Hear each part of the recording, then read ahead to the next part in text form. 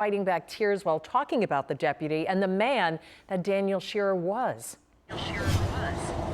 Yeah, absolutely. He did talk about the man that Daniel Sherrer was, but he would not talk about the man that the suspect is. But as this story continues to develop, we've been learning new information all morning long, and we've just gotten new information, court documents confirming information about the suspect in this case, the man accused of killing Deputy Sherrer. Court documents confirm 53-year-old Brian Wilson is charged with aggravated murder after the shootout last night that killed Sherrer.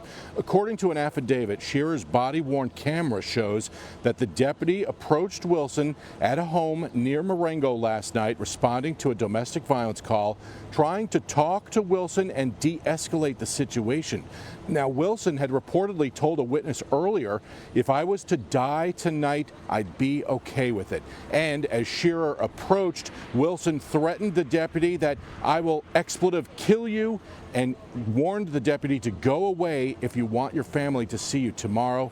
Now, earlier, Sheriff John Hinton was emotional as he revealed to the media the identity of the deputy who was killed, but again, he wouldn't say much about the name of the suspect. You will never hear his name come from my lips. So if you want the name, you will have to get it some other way. I'm not giving it to you. Why is that? Why would I? Why am I going to even mention his name? I'm not going to do it. So doesn't deserve it. Now, as for the deputy, the sheriff tells us he was 31 years old. He leaves behind his mother and father, and that this was his first law enforcement job. Sheriff Hinton says his deputy always had a smile on his face, was a great guy, and says that he will be missed. Now, this is only the second death in the line of duty for a sheriff's deputy here in Morrow County. The last one came in 1940. And then behind me, you can also see a cruiser, a sheriff's department cruiser. It's decorated there. It's got the tape across the windshield and also across the sheriff's star on the side of the door there to commemorate and to memorialize Deputy Sherrer. More coming up on this story as it continues to develop. We're going to have more in about a half an hour, but for now, live on your side in Mount Gilead, I'm Tom Bosco. We're going to head over to Kirsten Lindquist, who's in Mount Gilead, talking to folks and hearing more about the deputy and how this is affecting them.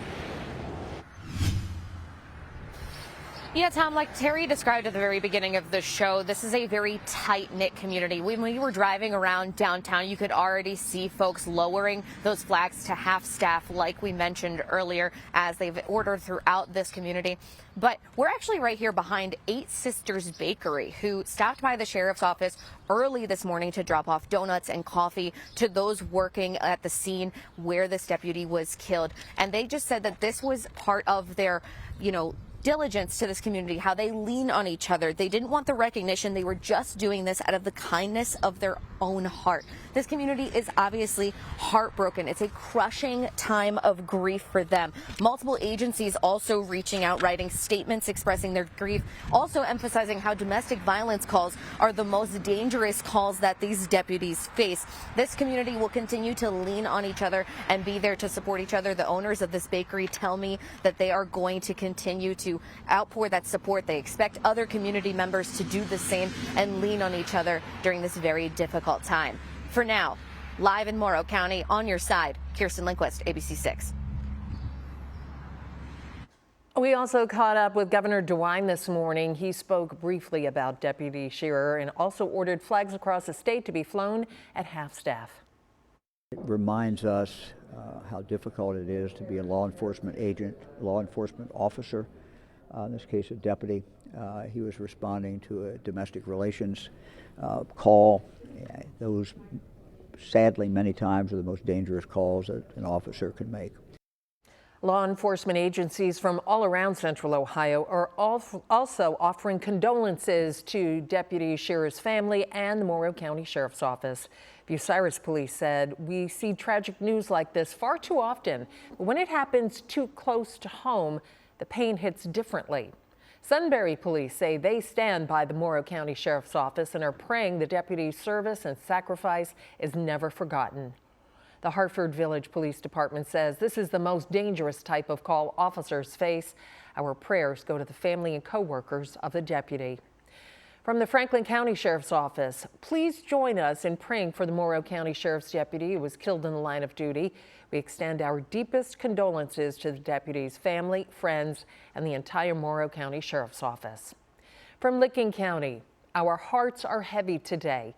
From all of us here at the Licking County Sheriff's Office, we extend our deepest condolences to the deputy's family, co-workers, and the entire Morrow County community.